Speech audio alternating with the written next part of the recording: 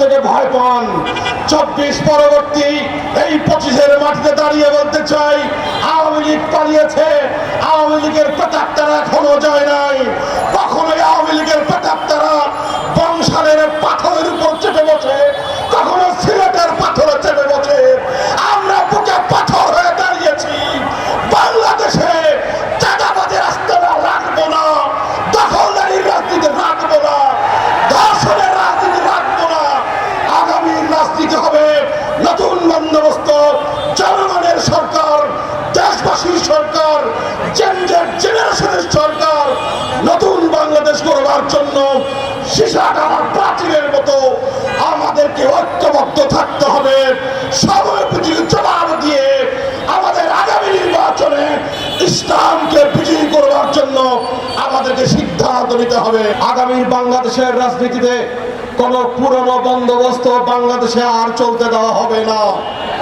গত 24শে আগস্টে পালিয়েছে, আগামীর বন্দোবস্তে দখলদারিত্বের রাজনীতিকে কবর রচনা করতে হবে।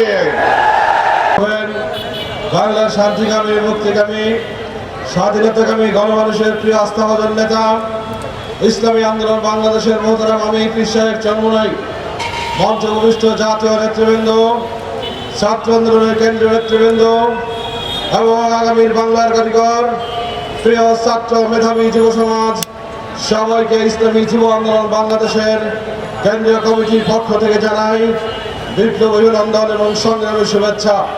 প্রিয় ভাই বন্ধুগণ, পৃথিবীর মানচিত্র ছোট্ট একটি দেশ বাংলাদেশ। আমাদের এই বাংলাদেশে আমাদের জন্ম, আমাদের বেড়ে ওঠা, এই বাংলাদেশের শিক্ষা প্রতিষ্ঠানে আমাদের পড়াশোনা। কিন্তু দুঃখ এবং বাস্তবতা হলো আমাদের এই ছোট্ট বাংলাদেশের মানচিত্রকে বারবার আঁচড় দিয়েছে ক্ষমতালিপ্ত কতগুলি দল এবং বাংলাদেশের রাজনীতিতে যারা ক্ষমতায় গিয়েছে দুর্নীতিবাজ এবং দেশক্ষেপ কতগুলি রাজনৈতিক প্রেতাত্মারা। আমরা আজ শাহবাগের এই 22শে আগস্টে দাঁড়িয়ে সুস্পষ্ট ভাষায় বলতে চাই, আগামীর বাংলাদেশের রাজনীতিতে কোন পুরনো বন্দোবস্ত বাংলাদেশে আর চলতে দেওয়া হবে না। পুরনো বন্দোবস্ত হলো শিক্ষাঙ্গনে হল দখল, হল দখলে সফলতার পর তারা করে পাহাড় দখল, পাহাড় দখলে সফলতার পর তারা করে সেন্টার দখল, সেন্টার দখলের পরে তারা করে জবরদখল, জমি দখল, দেশ দখল, সব দখল। গত 24শে আগস্টে পালিয়েছে, আগামীর বন্দোবস্তে দখলদারিত্বের রাজনীতিকে কবর রচনা করতে হবে। নতুন বন্দোবস্ত হলো পিআর পদ্ধতি নির্বাচন। পিআর পদ্ধতির নির্বাচনকে যারা ভয় পান তাদের জ্ঞাতার্থে বলতে চাই, পুরনো দিন ভুলে যান, হারানো দিন ভুলে যান, পুরনো দিনের স্মৃতি বঙ্গোপসাগরে নিক্ষেপ করেন, নতুনকে গ্রহণ করেন। হিম্মত থাকে, সাহস থাকে। 24-এর গণঅভ্যুত্থানের এই মুক্তিযোদ্ধাদের সিদ্ধান্তকে স্বাগত জানান।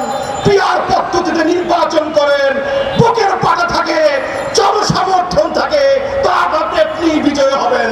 ভয় পেয়েছেন, টের পেয়েছেন, আগামীর নির্বাচনে জনগণ আপনাদেরকে বঙ্গোপসাগরে পাঠিয়ে দেবে। এজন্য আপনারা পিআর পদ্ধতি থেকে ভয় পান।